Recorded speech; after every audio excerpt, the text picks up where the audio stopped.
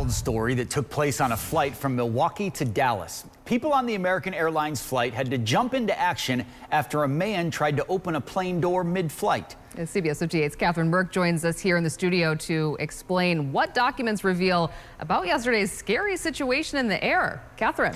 Natalie and Jessup, good evening. We requested this report from the Dallas-Fort Worth airport outlining a situation where a man told a flight attendant that he wanted to get off the plane while it was still in flight.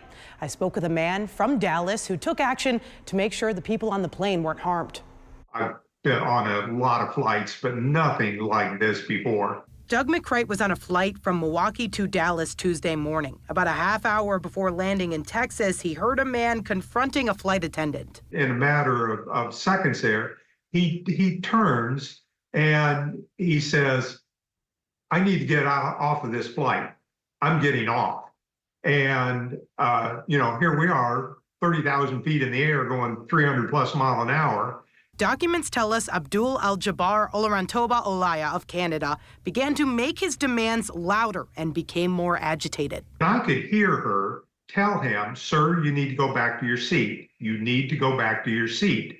And he was not cooperating. We have a passenger restrain. Air traffic audio shows the pilot reporting the incident on American Airlines Flight 1915. We are at a current threat level of 2, possibly a 3.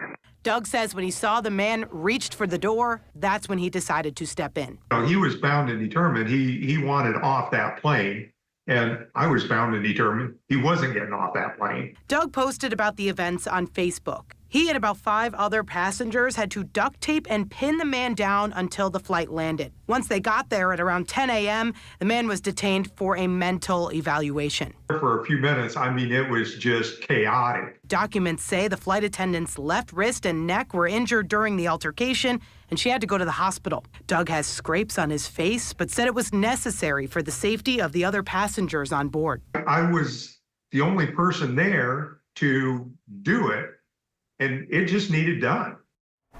As for what happened to the man who disrupted this flight, in a statement, a spokesperson at the airport told me that he was taken into custody, and airport staff also tells us that the FBI is looking into this ongoing investigation as well. Man, to really put yourself in that situation, it had to be frightening. Definitely. Man. Catherine, thank you very much.